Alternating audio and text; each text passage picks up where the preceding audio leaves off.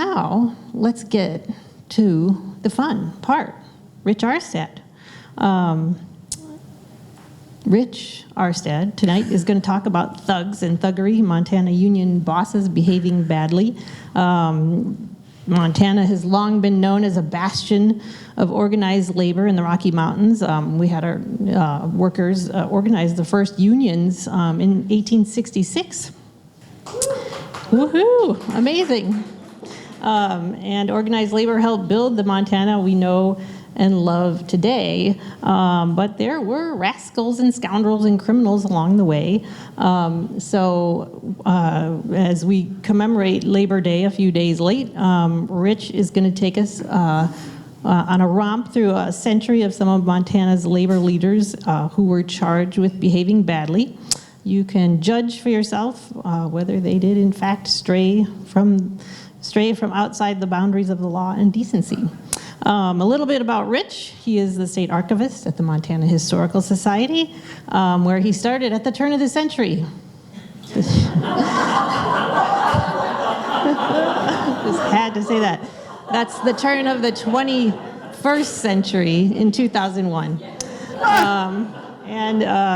He says he still cannot believe that he is still happy. He is still getting to do his dream job. Rich grew up in Libby, and he went to, he got his bachelor's in history at the University of Montana in 1995, and a master's degree just a few years later, and we are very happy to have him here tonight talking about Montana's labor history.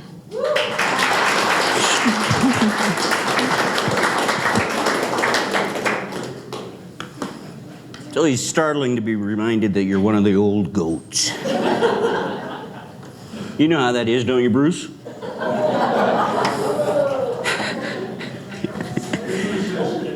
I really missed you. So, I appreciate Christine and Anthony making sure I have a bottle of water, but I think I'm going to stick with what I have in my bottle of water. Because this old guys, you know, we need a little help. I grew up in Libby, and I grew up in a union household, and there was probably a time not too far long ago where I would have been considered one of the thugs, or a bit thuggery, perhaps.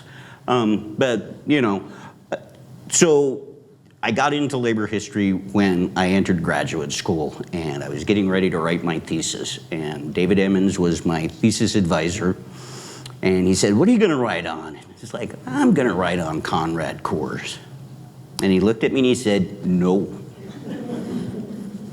Okay. He goes, "You're from Northwest Montana. Nobody knows anything about Northwest Montana. Write about that." And that's how I got through graduate school, was writing about something that nobody else knew about, which was actually a strike that occurred during World War I in 1917, started in Lincoln County near Eureka, and by the summer of 1917 had spread all the way to the Pacific Northwest coast and took in Washington and Oregon.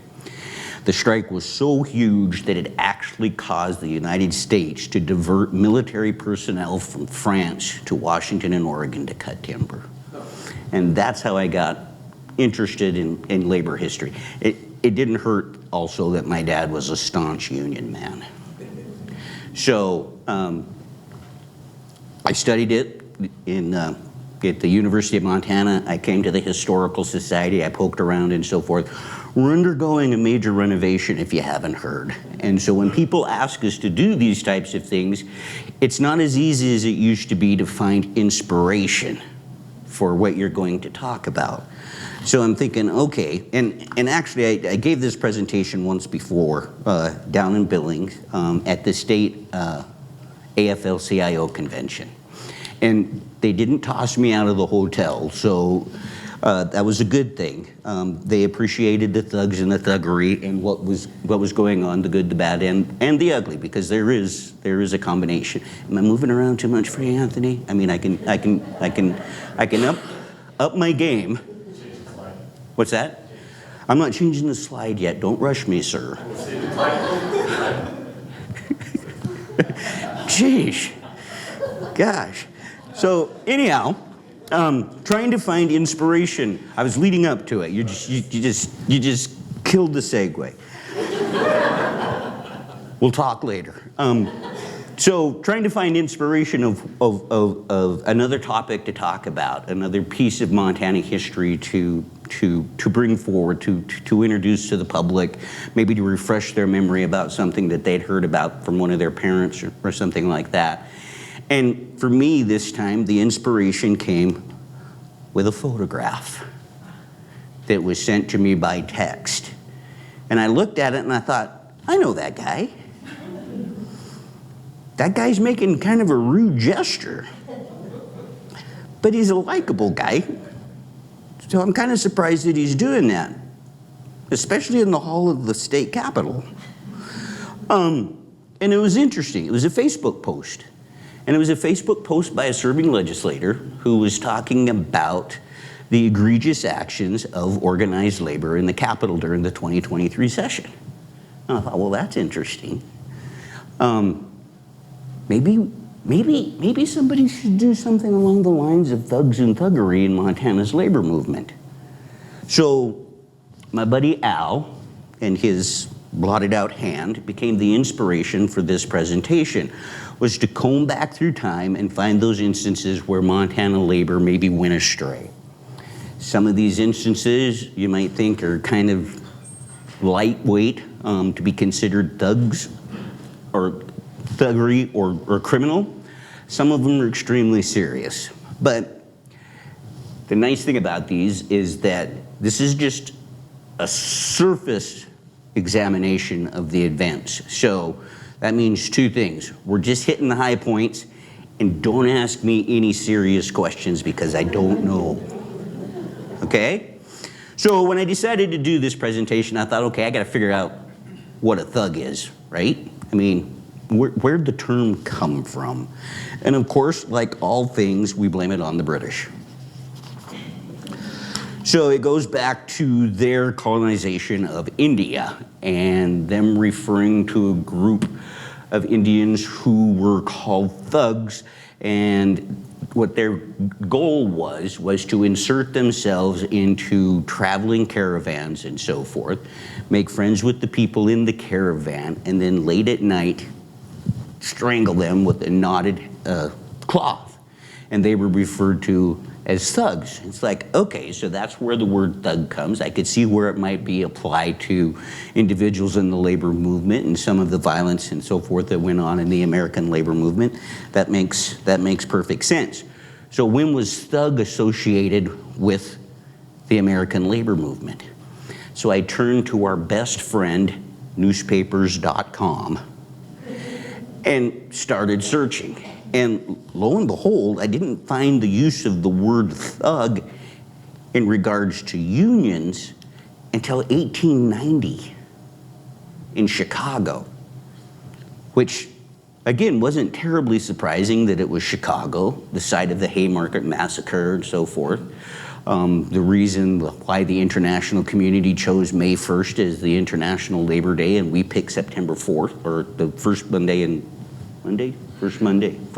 in September, close enough.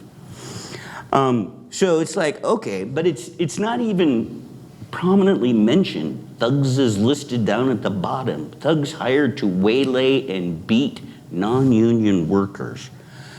So it's like, well, that's not really, what's the term they're using to call these union people? And actually it turned out in most of the 19th century and in a good chunk of the 20th century, before I came to work at the Historical Society in the next century,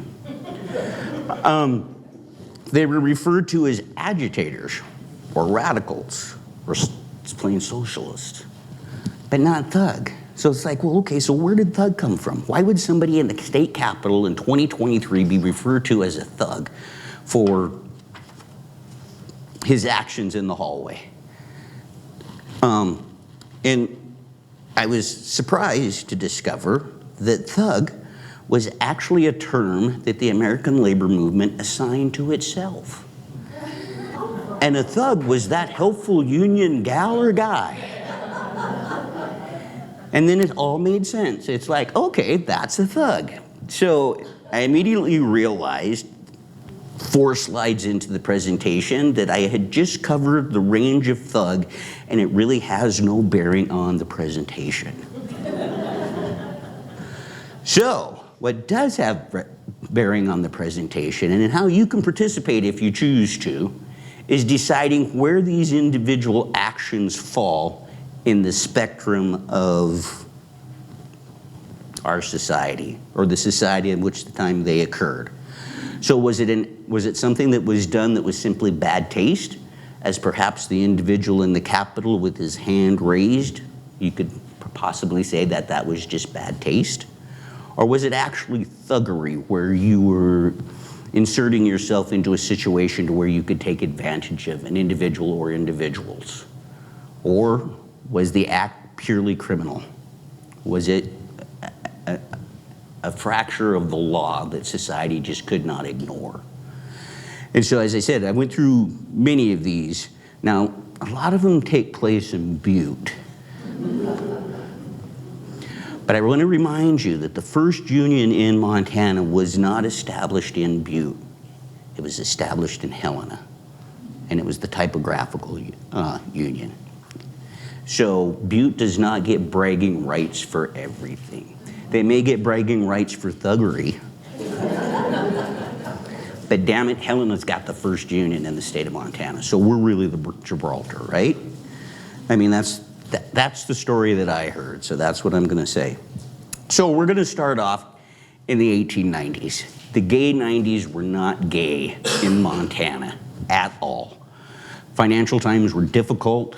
In 1893, there was a panic. In 1894, they repealed the Sherman Silver Purchase Act, which put a lot of the silver mines in the state out of business immediately. So by 1894, there were approximately 20,000 unemployed men in Montana who just absolutely could not find a job. And of those 20,000, about 500 gathered in Butte in early 1894. And they gathered in Butte because of this gentleman behind me, Jacob Coxey. Jacob Coxey was from Ohio, and he was a businessman. He had a gravel pit and so forth. And as he rode to work every morning in his buggy, he saw these troops of unemployed men marching along the road. He also noticed that his buggy was hitting an inordinate number of potholes.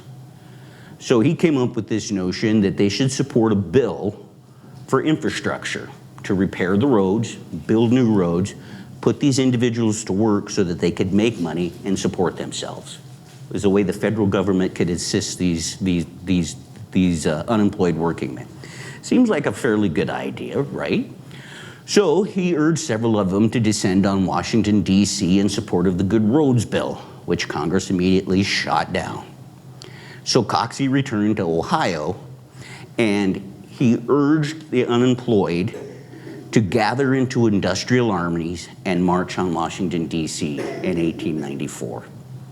And they did, from all across the country, from as far west as California, Wyoming, Montana, and so forth. So the 500 individuals that gathered in Butte were actually intent on getting all the way to Washington, D.C. Now, it was called a petition in boots, suggesting that perhaps they were going to walk. But why would you walk when you could borrow a Northern Pacific train? Now, the gentleman in charge of this group was named William Hogan, and there's not a lot of information about him. I mean, you can dig, but pretty generic name. He's difficult to pin down. There's just a little bit here and there about it. It's assumed that he was an unemployed teamster from the Molten Mine in Butte. He was a rabble-rouser and a populist, but he also didn't consider himself a criminal. So if they were going to take a train to Washington, D.C., he thought perhaps they should either pay for part of the passage or at least ask permission before they took the train. So what he did was he approached the mayor of Butte and the county commissioners and said, hey, we need help getting a train that's going to get us all to Washington, D.C. so we could advocate for this bill and put ourselves back to work to where we're part of the economy instead of a drain on the economy and so forth. County commissioners and the mayor said, whoa, that's beyond what we can do. So he went to the officials of the Northern Pacific in Butte and said, we'd like to borrow a train of yours. Do you think it would be okay for us to just, you know, take it to Washington, D.C., or at least part way to Washington, D.C.?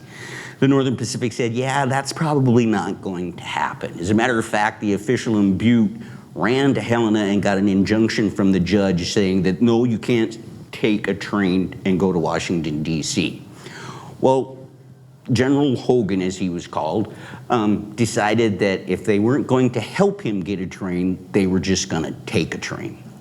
So on April 24th, a couple of guys who were part of the railroad world borrowed an engine in Butte, a Northern Pacific engine. They hooked up one boxcar for provisions and then six empty coal cars to put the men in. It seems kind of harsh, but okay.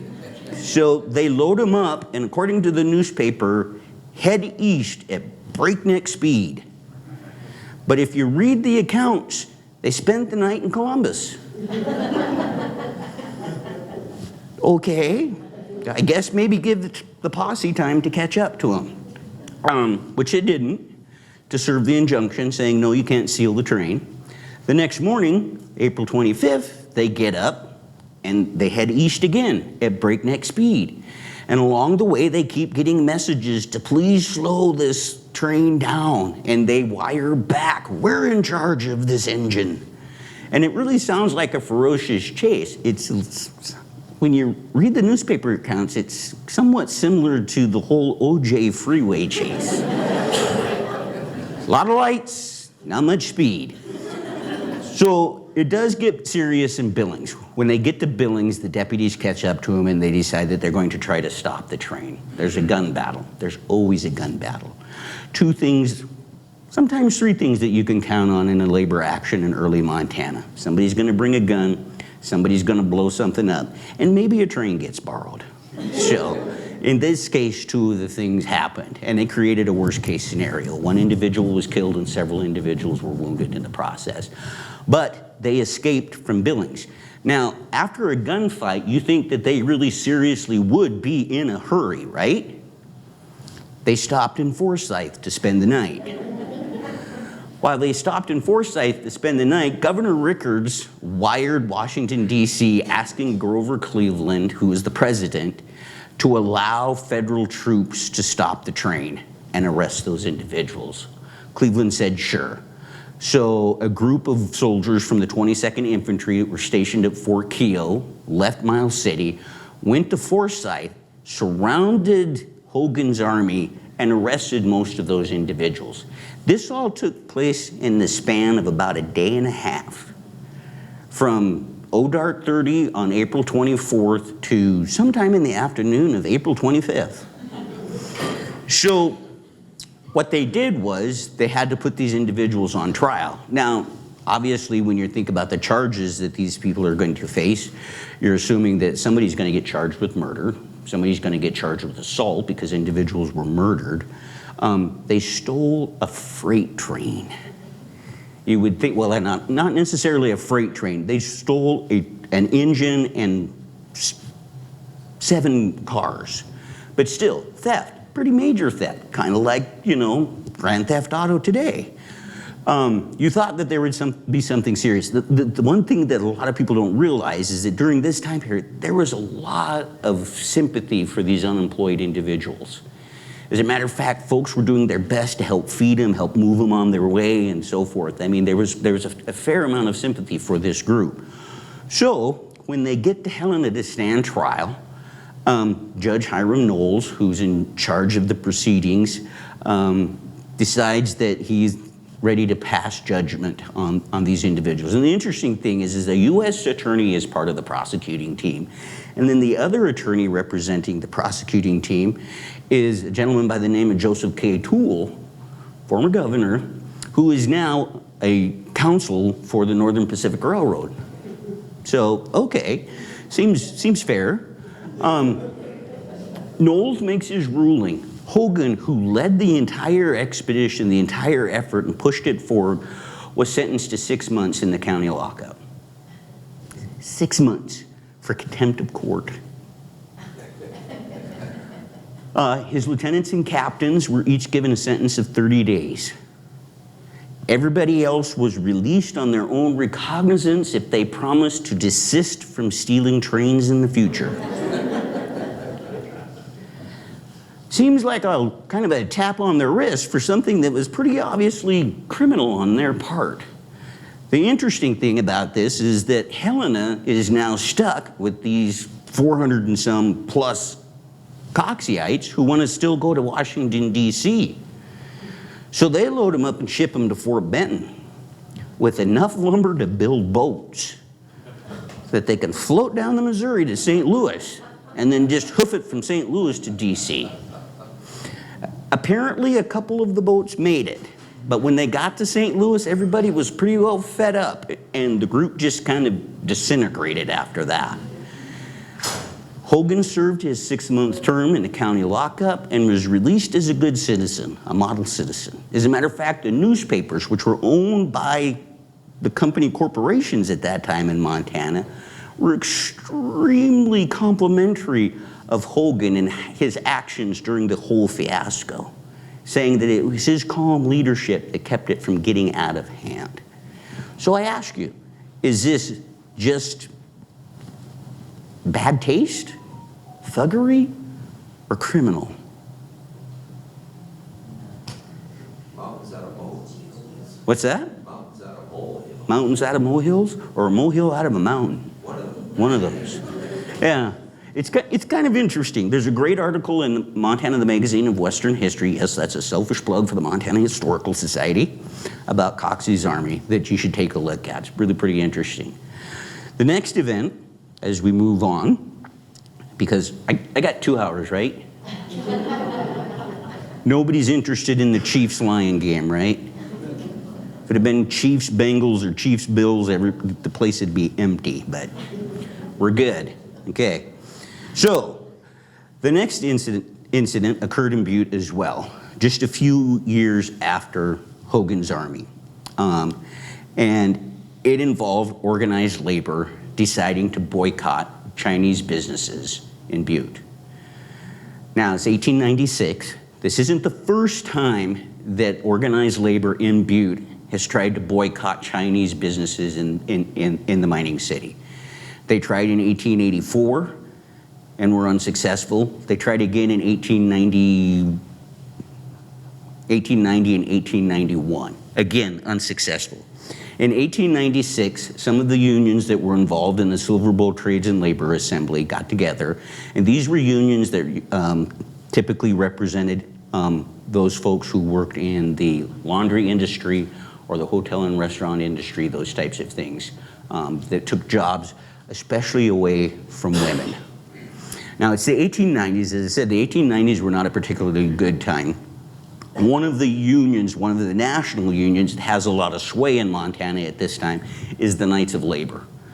Knights of Labor was created in the 1860s. The Knights of Labor was fairly inclusive in who it would take into its organization, but they were absolutely opposed to Asian working in the United States and even immigrating to the United States. So it's not surprising during this time period you see a lot of anti-Chinese sentiment. So they started issuing these flyers around Butte, urging businesses to refrain from hiring Chinese workers and urging the populace to boycott Chinese businesses, Chinese laundries, stores, restaurants, and all those types of things. They even had individuals on the street that if they caught you trying to go into a Chinese restaurant, they would stop, pull you aside, and say, "What are you doing? We're here trying to save American manhood. We're here trying to protect American womanhood. And you, by visiting these businesses, patronizing these businesses and so forth, you're taking an opportunity for a white woman to have a job. You're taking that away from them." And so, pretty scary. It drove some of the Chinese out immediately, but the Chinese businessmen in Butte also learned from Butte labor. When somebody shoves you and it's uncalled for, you push back. And they did. They took the unions to court. Hum Fei and several other Chinese businessmen in Butte filed an injunction in the court to halt the boycott while they put together a case against the unions and so forth. The injunction granted the temporary injunction saying you can't boycott these businesses, you can't intimidate these individuals from going to work in these places and so forth until this gets settled. The Chinese businessmen in Butte also made a very smart decision on who their counsel was going to be. They picked Wilberforce Sanders. Sanders was a top-notch lawyer in Montana from the territorial period forward. Served as the U.S. Senator for the state after statehood was established. Wilberforce Sanders was an old-school radical Republican. He hated racism of any stripe, and he saw this as an egregious move on the part of the unions. As a matter of fact, he referred to those union men who were part of the Chinese boycott committee. They had their own committee. He referred to them as worthless workers. And so he was more than happy to take the case. The case took 3 years to settle before Judge Hiram Knowles ruled in favor of the Chinese and said, no, you can't do this. The injunction is permanent. You will pay the legal costs for the trial. The unions claimed that they didn't have the money to do so. It was $1,750.05. They couldn't even scrape a nickel. So they said, nope, we can't do it. So if you can't pay it, you know. So everybody kind of looks at the Chinese and said, well, you won, sorta. The Chinese aren't done fighting though. Hum Fei and his group, with 300 signatures of Chinese residents in Butte, 300 signatures on this petition, petitioned the Chinese consul to go to the US State Department on their behalf and say, this is wrong. This needs to be addressed. The court costs need to be paid by the unions. So the Chinese consul takes it to the Secretary of State at the time, who was John Hay, who just coincidentally enough was one of the personal secretaries for Abraham Lincoln during the Civil War. And they say, you need to adjudicate this issue fairly. Hay looks it over and says, well, it's already been adjudicated on the local level. I see where there's no violation, as far as I'm concerned, of international diplomacy and so forth. So your petition for us to get involved in it is invalid. Bam. 5 years, it's over. The boycott's ended. There's a winner, but it's not really the Chinese. They don't leave Butte, not immediately, but they drift away. But they proved something, that you could stand up to this stuff. It didn't matter who you were. It might not win tremendously big, but they had learned from those union organizers in Butte that you took a stand when you saw wrong. You didn't just turn away from it and run. So it's pretty impressive. So again, where does this fall into? Obviously not just simple bad taste in this regard. This is at the minimum thuggery. According to the court, it's criminal. But what's the criminal part of it? The actions of the union men, or the actions of the court system in the U.S. Secretary of State's office allowing the union men to get off from having to pay for their mistake? You get to decide that. I had somebody recently at 1889 ask me what I did for a living. I said, I work at the Historical Society. It's like, oh, cool, you work in a museum? It's like, no, I work in the archives. What are you? An archivist. What is that? In 20 seconds. I read dead people's mails and then talk crap about them. That sounds cool. This is what we do. So, but don't burn your family letters. Just donate them. And I promise the next generation of archivists will be much more diligent. So, moving on. And once again, we're staying with Butte, because Butte is a hotbed. When labor gets sideways with its labor leadership, sometimes you just blow stuff up. And that's what Butte did in 1914 when the rank and file members of the Butte Miners Union decided that they were going to blow up their own union hall because the union leadership was not supporting them. They were actually supporting company policy in terms of the rustling card system, where the company could determine who could work on the hill, as opposed to the union, as they had done in the past as a closed shop. And they had been doing that since 1912. So the rank and file members themselves dynamited their own union hall. However, they wanted to organize, so they organized a new union, the Butte Mine Workers Union. And they said they weren't going to affiliate with anybody. And then they elected some poor Mick, actually a mucky, as president of the new union. I got excited and pushed the button too soon. There we go. As president of the new union. And so it didn't take long for the company press to brand him as King Mucky and his reign of terror in Butte. Now, somebody obviously blew up the Miners Union Hall, right? A little later, somebody blew up one of the hiring shacks outside of the Parrot Mine. At that point, Governor Sam Stewart, declared martial law in Butte and sent federal troops. When that happened, Mucky McDonald, Joe Bradley, and Joe Shannon realized that as leaders of the union, they were prime targets for arrest. So they went into hiding.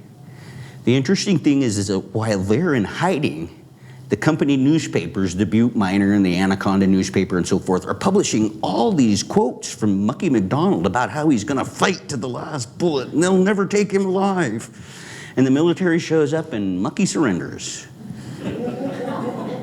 And that's him and Joe handcuffed together. You gotta look close. But they're handcuffed together and this is their escort. Mucky looks pretty sharp. I mean, for a miner, he's dressed to the nines. So the idea was to try these individuals for the activities that were going on in Butte. The shootings, the stabbings, the dynamitings, and so forth. They couldn't get any evidence. They couldn't prove that he was responsible for having the Miners Union Hall dynamited. They couldn't prove that he was responsible for or ordered the dynamiting of the employment shack outside of the Parrot Mine. The one thing that they could pin on him was that in order to grow the membership of the new union, Mucky and the Two Joes, sounds like a band, doesn't it? Mucky and the Two Joes went up the hill. And what they were doing is that they were stopping miners that were going to work and saying, let's see your union card. And if they didn't have a union card for the new union, then they would pull a Yellowstone on them. I'm pretty sure this is where the Yellowstone show got this bit. They would take them to the train station. Wasn't in Wyoming though. And they'd buy them a ticket out of town and they were deported. So, the county decided to prosecute Mucky and the Two Joes for kidnapping. Okay, so in order to have a fair trial, because you're putting 3 Irishmen on trial in Butte, and your pool of jurors is, you know, they ship them over the hill to Boulder to stand trial. And in fairly short order, they are convicted of kidnapping. Well, 2 of them are. One of the Joes gets off. Mucky McDonald is sentenced to 6 years in the Montana State Penitentiary for kidnapping. He serves 2. Joe Bradley, who was considered the brains of the outfit, was sentenced to 5 years in the state penitentiary, and unfortunately, 1 year into his sentence, he died of cancer in prison. When Mucky was released, he told the newspapers that he had turned over a new leaf and was going to be a responsible citizen from this point forward. And then he just kind of disappears. You hear rumors of him in 1917 when Butte once again was put under martial law, that King Mucky was going to come back and lead the men in a strike against the company. But Mucky didn't, he stayed away. You don't hear anything about him again until 1919 in a very small article in the Kalispell newspaper on page 7 that says King Mucky finally gets what's due to him because he applied for citizenship in the United States and was denied. More than likely because he served time in prison for kidnapping. And that's the last you hear of King Mucky. And I tried really hard to find King Mucky. You know how hard it is to find an individual named Michael McDonald? I mean, it's looking for a haystack in a haystack. It's just, yeah. When you name your kids or your grandkids come along, think of a name like Aloysius, Zebulun, Hiram, Hezekiah, something. Give it some pop so we can find them later on. Otherwise, it just makes things difficult. Now, there's a lot of activity going on in organized labor in Montana during this time period, and a lot more going on in Montana than just what's going on in Butte. But like I said, Butte is the largest industrial center at the time, and so a lot of it grows out from there. So once again, we go to Butte. And in this instance, it's actually organized labor reorganizing the Gibraltar, which Butte was referred to as the Gibraltar of labor up until 1914, because miners were paid the most there. They didn't necessarily have the safest working conditions, but they had the highest pay and so forth. So it was considered the Gibraltar. 1914, that all ended until 1933 with the passage of the National Industrial Recovery Act, which had a section in it that said workers had the lawful right to organize and collectively bargain. That was one of the sections of it. But it also said that the company and the employees had to work together to come to an accord within the framework of the NRA, not the National Rifle Association. I just dropped the I. So let's not get excited. So they begin bargaining with the company. In early 1934, the Anaconda Company says, okay, we'll recognize the Butte Mine Workers Union again, and that it is a local within the I'm gonna mess up the name, United Mine Mill, the Mine Mill Union. So the International Union of Mine, Mill, and Smelter Workers, which coincidentally enough is just the Western Federation of Miners, which they quit in 1914, renamed. I kid you not. They changed the name to protect the innocent, literally.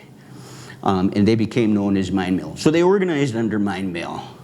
The hardest thing to do for a union, even under the NIRA at that time, and even under the Wagner Act to follow, is not necessarily to organize a local within a corporation, but establish that first contract. That can take years. Even today, it takes years sometimes to get that accomplished. No different in this case. The miners were asking for a 30-hour work week, no contract mining underground. They asked for a minimum wage so that if the price of copper went up or down, it didn't slash their wages to the bone. And the company said no. And so the miners walked out on strike. But an interesting thing happened. For the first time, it just wasn't the miners in Butte that went on strike. It was the members of Mine Mill and Anaconda that worked in the smelter that went on strike as well. It was the individuals who worked up in the smelter in Great Falls for the Anaconda Company that went on strike as well. It was all the craft unions within and around those big industrial, help me out here, I forgot the word. Yep, there we go. That kept them going, that went on strike too. So electricians, carpenters, bricklayers, pipe fitters, the whole shebang walked. This had never been done before. There had been strikes. There had been some instances of some solidarity between strikers, but never an instance where, like, the whole state went on strike for one cause.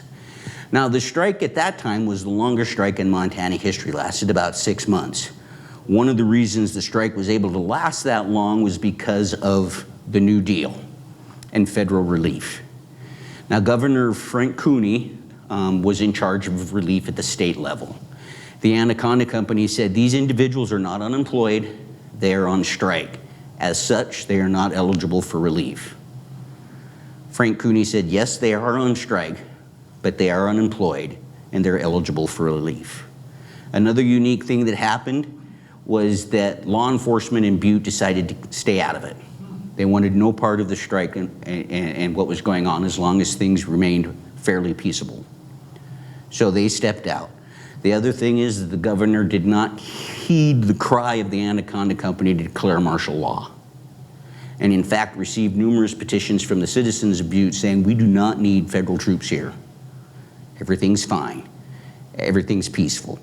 But it's Butte, and so not everything is peaceful. It's just sort of kind of there. But the biggest issue, according to the company, with the union and the strikers was the egregious act of serenading. Now, we have to take into account that the orchestra and the choir were somewhat raucous. They had a horn section, most of them attached to a vehicle of some sort. They had a percussion section, usually in the form of a brick or a rock, tossed up against the side of a house or through a window. And then, of course, the choir, which sang songs that were of less than polite lyrics and so forth, outside the homes of those individuals who were working the mines during the strikes and so forth. So the company was asking the governor to step in on this issue, and the governor did. He went to Butte, he met with the strike committee and said, you know what, you really need to stop doing this. And they did. So actually the only really evidence of any type of violence occurred when one of the strike breakers accidentally ran into one of the strikers driving through the gate of one of the mines. Didn't kill him, just knocked him over like a bowling pin. So for Butte, this is pretty tame. Nobody goes to court. Nobody gets killed. The union wins the strike. So the serenading is bad taste? I guess it depends on how bad the singers were. Okay, so we're going to shoot up to the northwest corner of the state, my turf. The Anaconda Company was key in creating Associated Industries of Montana. Associated Industries was exactly what the title suggests. It was an association of industries across the state that gathered together, somewhat like the Chamber of Commerce, to discuss issues of importance to all of them. In some of the cases, the Anaconda Company used its power within that organization to put the clamp down on organized labor. And this was what was occurring according to the unions up in Kalispell that Associated Industries at Flathead was doing. They urged the city council to adopt a resolution making it illegal for the unions to picket and to boycott. And a gentleman by the name of Perry Melton, who was a member of the Painters Union, objected to that. And they took it to court, and in the process of taking it to the court, the city council decided, no, we don't want to touch that third rail, we'll just drop the resolution. But Associated Industries were a big fan of the previous form of employee-employee relations called the American Plan, where if there was a union, it was controlled by the company. The company organized the union. It had members of the company and members of the union working together, and they would make gradual concessions and so forth. But this is kind of a heyday for organized labor at this time, and so that's not really gonna fly. Associated Industries accused the unions in Kalispell of feather-bedding jobs. Feather-bedding was the case where they would actually employ more union men for a job than what they actually needed just to get the pay, and so forth. So Perry Melton decided to compile a dossier on the Associated Industries, and he sent it to the National Labor Relations Board, and he sent it to the Montana Attorney General. He got a very nice response back from the Assistant Attorney General at the time, a young man by the name of Lee Metcalf, that said, yes, you can take Associated Industries of Flathead to court, and say that it's illegal for them to boycott unions. But if you do that, they can take you to court and tell you you can't boycott businesses. So Perry turned that loose. And I love Perry Milton because he looks like a college professor. The guy was tough as nails because he wasn't done with Associated Industries by any means. As a matter of fact, he hounded the two executive secretaries of Associated Industries of Flathead even after they left their job. One of them moved to Helena, bought part ownership into a car dealership, and started selling cars in Helena, Montana. Milton wrote the Helena Trades and Labor Assembly and said, this man is anti-labor. Boycott his car lot and do not buy any vehicles from him whatsoever. Now, I tried to run it down to see if there was any mention whatsoever in the newspapers about this happening at this car lot in Helena, and I couldn't find it. Didn't seem to hurt his business any or anything like that, but it's a pretty bold move to chase a man after he's left the job. But Milton wasn't done, because when the successor to this gentleman who moved to Helena was all of a sudden appointed as manager of the state liquor warehouse in Kalispell, Milton lost his mind, had a meltdown, wrote an excoriating letter to Governor Ayers saying, how dare you hire somebody in a prominent state position who is so anti-labor. And again, there's no indication whatsoever that Ayers took any action on this or it caused Chris Hansen to lose his job or anything like that. It's just a very bold move to pursue somebody after they've left a business that you opposed. So that's Perry's cross to bear. Bad taste? Thuggery at the least, right? I would say. Not criminal, just thuggery. Next instance, we come to Helena. James Umber, former executive or former president of the Montana AFL-CIO. It's 1961. Donald Nutter is the governor. Tim Babcock is lieutenant governor. And for the first time in a while, they're beginning to see an increasing number of what they refer to as right-to-work bills in the legislature. One of the individuals carrying such a bill is William Cashmore, who's a physician here in Helena. He's also serving as a state senator. And he's sponsoring a bill, Senate Bill 139, that he claims is kind of like the Bill of Rights for union members. Open and free elections, no secret ballots, and I gotta check my notes. Oops. I'm gonna give it away.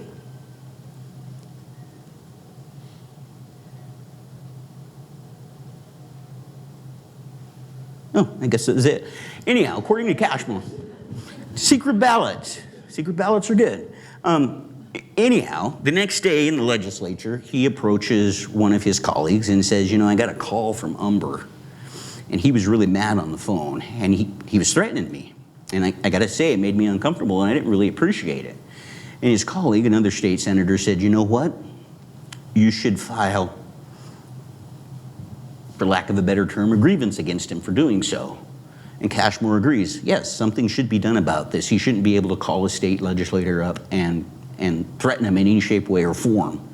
So he goes to the president of the Senate and says, this occurred. I want this addressed. So there's this kerfluffle over what they're going to do about James Umber. James Umber absolutely denies threatening the man. So there's no tape recorder, nobody with a cell phone and a camera or a recorder. So it's just what Cashmore said and what Umber said. So the governor decides that the best course of action is to convene a committee chaired by the lieutenant governor, Tim Babcock, to come up with a resolution to the situation. And they do. And they meet behind closed doors for several days. Umber is demanding in the press that he get a public trial to clear his name, arguing that he's been lobbying the state legislature since the 1940s and never once had he been accused of intimidation or thuggery. And so he wanted his good name cleared. When the committee adjourned, they came out with resolution in hand. And the resolution was pretty straightforward. It simply stated that all lobbyists would practice refinement when dealing with state legislators. Okay. Be nice. And as a former boss taught me a long time ago, once you lose your temper, you lose, right? So, did Ember lose his temper? Was it a question of bad taste? Thuggery? Criminal? Not necessarily criminal. Borderline thuggery, maybe. And the sad thing is it's really easy to put these guys up as thugs. I mean, look at James Umber. I mean, holy cow. Yeah, he looks the part. So it's a pretty interesting time. And this was an interesting period in Montana's history, because like I said, it's 1961. Red Scare is really starting to kick off. We're starting to see bills in the legislature about communist activity and so forth. Montana even at one time passed a bill creating the Montana Un-American Activities Committee, shortened to MUC. I kid you not, MUC. And they were to investigate communist activity in the state of Montana. It was a 3-member committee. They went to Butte to meet with the FBI liaison for Montana. According to the newspaper article, the FBI walked into the room, looked at the 3 legislators and said, "You don't have a communist problem here," and left. The 3 men adjourned to the hotel room, and on a vote of 2 to 1, disbanded the committee. So, and as my history professor at the U of M used to say, if it didn't happen that way, it should have. Again, interesting times for unions. And there was a lot of red baiting back and forth with unions, and that started early, as early as the 1890s, as early as the 1880s. This next one, the events didn't occur in Montana, but the gentleman had Montana roots. Tony Boyle was born in Montana. He grew up in the coal fields of Montana near Roundup. As soon as he was old enough to go to work in the mines with his dad into the coal mines, he did. As soon as he was eligible to become a member of the United Mine Workers of America, he did. And within the ranks of the United Mine Workers, he rose in prominence to the point that he was actually the district chair of the western region that encompassed Montana. So he was a mover and a shaker in the United Mine Workers. He was a success story. He was the gentleman who went to Bear Creek, Montana after the Smith mine disaster and asked that Montana's legislature enact tougher and stricter mine safety laws so that they wouldn't have accidents like this again. And so he had a fairly solid reputation. He was also a favorite of John L. Lewis, who had been a longtime president of the United Mine Workers. I think Lewis was elected sometime around 1919, 1918. And so by 1960, when Tony Boyle became vice president of the United Mine Workers, John L. Lewis is still there. And the word is that Boyle was Lewis's handpicked successor. When Lewis stepped down, he wanted Boyle to be the next president. It didn't quite work that way because Lewis was afraid that Boyle would have a contested election, and that wasn't something that occurred within the ranks of the United Mine Workers. So he urged Tony Boyle to take a step back and allow somebody else to become the president. That individual served for 2 years before he died, and Tony Boyle found his opportunity to become president of one of the largest unions in the country. And he did so, and he ruled with an iron fist from 1963 until he was done. By 1969, there were those individuals within the United Mine Workers who were very tired of him and thought that he should go. One of those individuals was Jock Leblonsky from Pennsylvania. And Jock decided that he was going to run against Tony for president of the United Mine Workers. Now, no surprise, Tony Boyle won the election by a 2-to-1 margin. what really irritated Tony Boyle was the fact that he was the first incumbent president of the United Mine Workers to have an opponent since 1920. What was even worse in his opinion was the fact that he was the first incumbent president to be re-elected who didn't receive at least 80% of the vote. And so he wanted Yablonsky gone. And he ordered it so.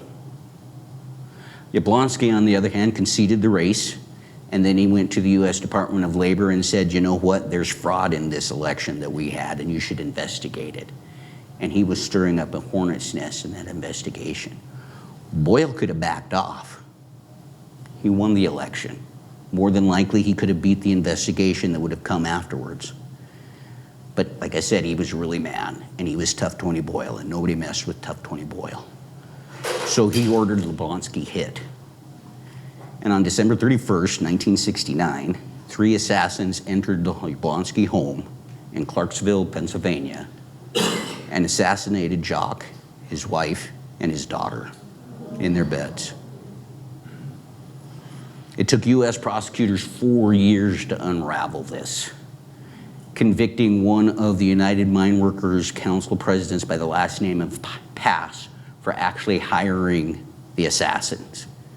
They managed to catch all 3 assassins, put them on trial, broke them, found out what the next labor of the conspiracy was, put them on trial, broke them, before they finally got Tony Boyle.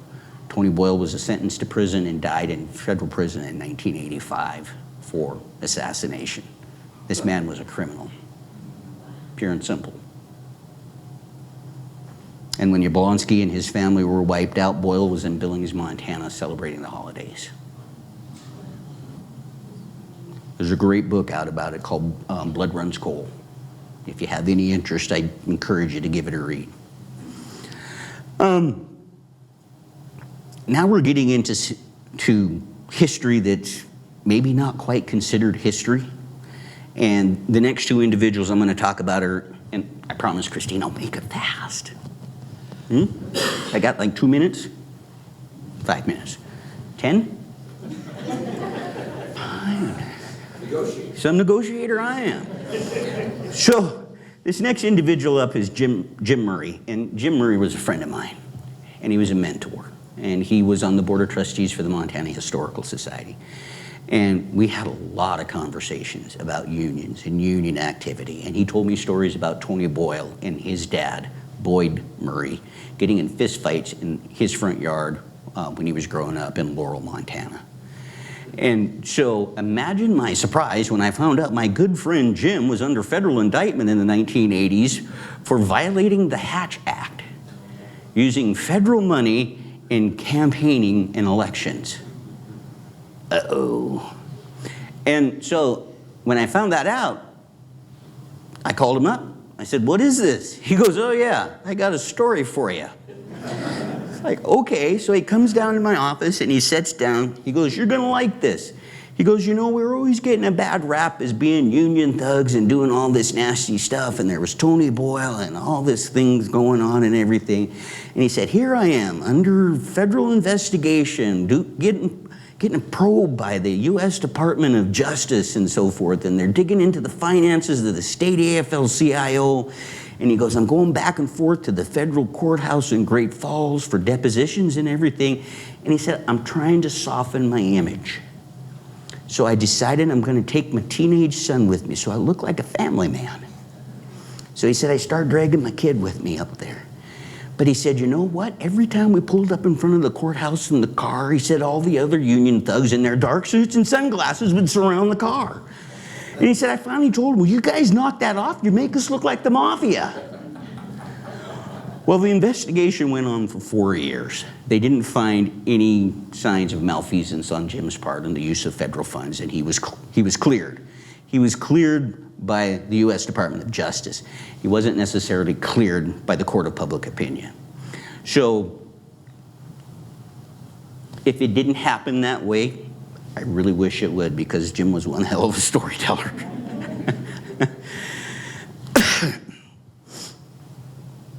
Oh, there's the mafia thing. Okay, so now we're going to talk about the first slide that I popped up.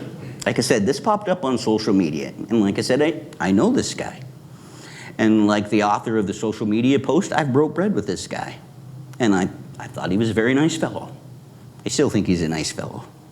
Sometimes he irritates me because he's a Vikings fan, but that's neither here nor there. So I thought, well, this is an interesting photo, and I could see why somebody might be put off by this. I really can. I mean, but we've all been in those situations in the public and elsewhere where we have done something afterwards that we went, oh, sheesh. I mean, that was just really bad. And so I called Al up and said, what's the deal? What are you doing here? And it was a labor rally at the state capitol during this last session, where there were 4 right-to-work bills that labor was lobbying against. And Al was there lobbying on behalf of the Operating and Engineers Union, which he has been a member of since, well, before there was an actual machine to run. So you think I'm old, Christine? Get Al up here. So I told Al, I said, so what's going on? He goes, well, he said, it was the labor lobby, and he said, we were there in the hallway, and he said, I so regret doing that, because he said this thing is going to haunt me forever. And when you read the post, and I've taken the names out and everything, but when you read the post, you can tell that this individual feels threatened and so forth. And again, you can you can understand why, given, I mean, I look at this and see a cherub. Somebody else looks at it and he looks scary. And yeah, I get that too. So I asked Al, I said, who you flipping off? Who you making the sign to?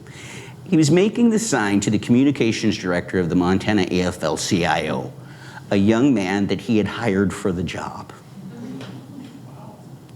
And so the photograph is posted as evidence of the excesses of unions during the last legislative session, and how unions use bullying tactics and so forth to get their way in the Montana legislature. Now, I know that now. It's not written down anywhere. I've told you, you can believe me or not, which is fine, or you can call Al. He's in the book. And I'm sure he'd love it. I should have put his cell phone number up there. Next time. But anyhow, this is how history is created now. This fascinates me, because this is out here. This is never going away. This is going to come back again. Next legislative session. Maybe it's going to be news this time. Maybe it's not. Probably going to be. But it's out there in a way that we have never had that kind of exposure before. And we all know this with social media and so forth. I myself am guilty of getting on social media and picking stupid fights. And so I put myself in prison and took myself off of social media for 1.5 years. Now I just post photographs of the sky. And I keep my opinions to myself or the dog, because the wife doesn't want to hear them anymore. So, but this is interesting. This is how history is made. Where I posted all the newspaper articles and so forth, this is what we're going to see. We're not going to necessarily know the backstory to this. But it's always going to be, and Al knows that, and he's never going to be able to bring that back. So is his action bad taste? Thuggery? It's not criminal. Bad taste, maybe. Bad taste, maybe. But the way the post is used as well is wrong in a way as well, because the action's not directed at the individual who posted it. And as a matter of fact, the individual admits that in the comments, that she didn't take the photo. She just saw it being circulated and used it to demonstrate a point. So, history is what we make. I had a professor tell us that at the University of Montana. It's not history until we make it. It's going to be interesting to see what somebody makes of this in 20 years, 30 years, 40 years, 50 years. Too bad I'm not going to be here to see it, because I'm not living to another century. But as my good buddy Jim Murray used to say, if someone isn't mad at you, you're not doing the job right. And that's kind of the business of thugs and thuggery and the Montana labor movement. So thank you very much for your time. Don't forget the history conference. Well, if you'd like to stay on, or if anyone has questions for Rich, are you taking questions, sir? Absolutely. Excellent. There's one rule. You can't ask the question until I hand you the microphone, because we will rebroadcast this on YouTube, and if you don't have the microphone, no one can hear your question. So any questions? And you can't ask me a question I don't have an answer to. I have just one question. With regard to the very first example that you gave us, Hogan's Army, Yeah. part of Coxey's Army. why didn't they go ahead and just commit to infrastructure support?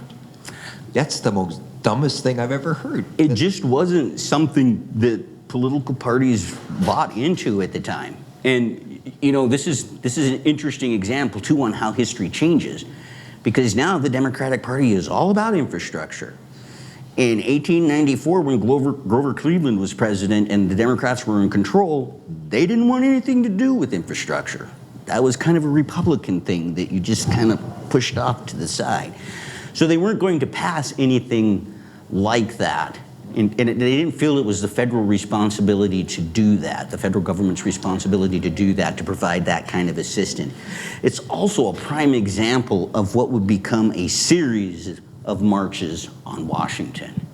Because you have Cox's Army, and then in 1934 you've got the Bonus Army, and then you've got the Million Man March, and then, I mean, it's really kind of... Don't forget the veterans. Right, it just kind of kicks the whole thing off. If you've got a bone to pick and Congress isn't paying attention, you show up on the doorstep. Well, that's why I thought, you know, it kind of turned into a mountain after dealing with a molehill. They could have solved it so easily. They could have solved it extremely easy, but they chose not to. I mean, that just wasn't something that was in the mindset of government at that time, was to throw that kind of lifeline out. You had to figure it out yourself. Be nice. So, yeah. It wasn't until the New Deal where it was all of a sudden, okay, we can figure out a way to help people out. I have two questions. On the first picture, who were the Molly Maguires? Was that just the name of that group in Chicago? Who was the what? The Molly Maguires. Oh, the Molly Maguires. They actually weren't in Chicago. I put that up there because I was going to point out that if anybody was going to be called thugs for the first time in America, it would have been the Molly Maguires. The Molly Maguires were Irish miners based in the anthracite coal region of Pennsylvania, and they literally started beating up and assassinating mine foremen as early as the 1860s.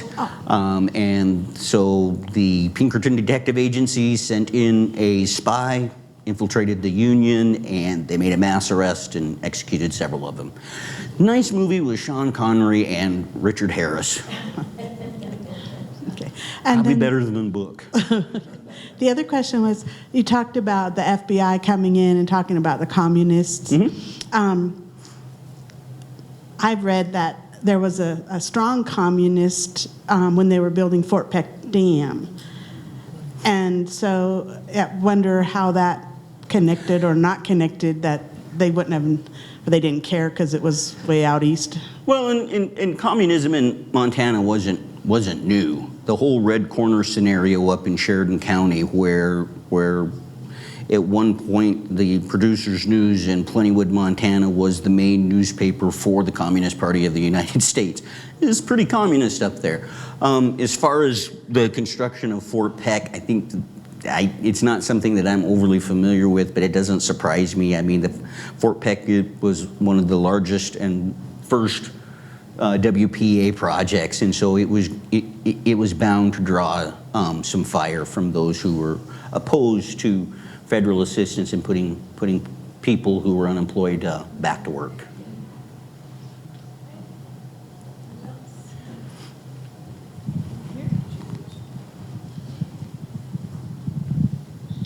So when the miners blew up the mine leader's place and King Monkey took over, had the company bought off the mine union leaders? Why were they so mad? That was the thought by the rank and file members, was that the leadership had been purchased by the company. And in large part it was because of the action in 1912 where the company and the mine leadership came to this agreement on the rustling card, which essentially meant that unless you had a card signed by a supervisor or a foreman of one of the company mines, you didn't work on the hill.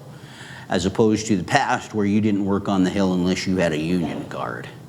And so that really upset the rank and file membership. And then there was some angst and so forth about pay as well. Montana's copper industry also, interesting enough, at the very beginning of World War I, 1914, was going through an economic slump and a decline in copper demand. Give it 6 months and they were getting all the demand they could get. But at that point, early on in 1914, they weren't. And if you invite me back, I'll tell you about this train that they stole into the Dakotas in 1914. Anybody else? I get paid by the hour, people.